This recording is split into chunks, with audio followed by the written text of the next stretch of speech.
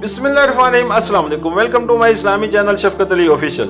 उम्मीद करता हूँ कि आप सब लोग ईमान के आला दर्जे पे होंगे। सूरत बकरा की आयात नंबर 173 का तर्जमा, अल्लाह ताला की तरफ से अगर कोई पाबंदी तुम पर है तो वो ये है कि मुर्दार न खाओ, खून से और सूअर के गोश्त से परहेज करो, और कोई ऐसी चीज न खाओ जिस पर अल्लाह ताला के सिवा किसी और का नाम लिया गया हो।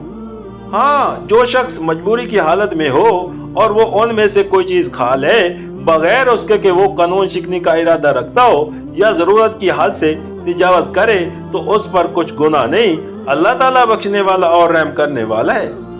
सूरत बकरा हाशिया नंबर 171। उसका इतलाक उस जानवर के गोश्त पर भी होता है जिसे खुदा के सिवा किसी और के नाम पर ज़िबा किया गया हो, और उस खाने पर भी होता है जो अल्लाह ताला के सिवा किसी और के नाम पर बतौर नजर के पकाया जाए। हकीकत यह है कि जानवर हो या गल्ला या कोई और खाने की चीज, दरअसल उसका मालिक अल्लाह ताला ही है और अल्लाह ही ने वो चीज हमको अदा की है। लिहाजा इतराफ नेमत या सदका या नजर व नियाज के तौर पर अगर किसी का नाम उन चीजों पर लिया जा सकता है तो वो सिर्फ अल्लाह ताला ही का नाम है।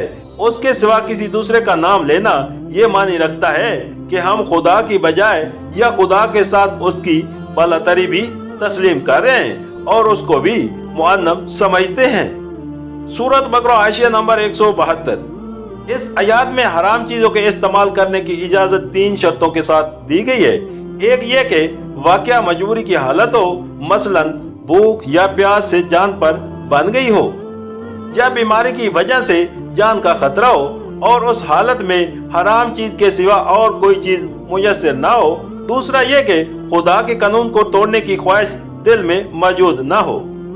तीसरा ये कि जरूरत की हद से तिजावत न किया जाए, मसलन हराम चीज के चंद लुकमे या चंद कतरे या चंद घूंट अगर जान बचा सकते हो तो उनसे ज्यादा उस चीज का इस्तेमाल न होने पाए।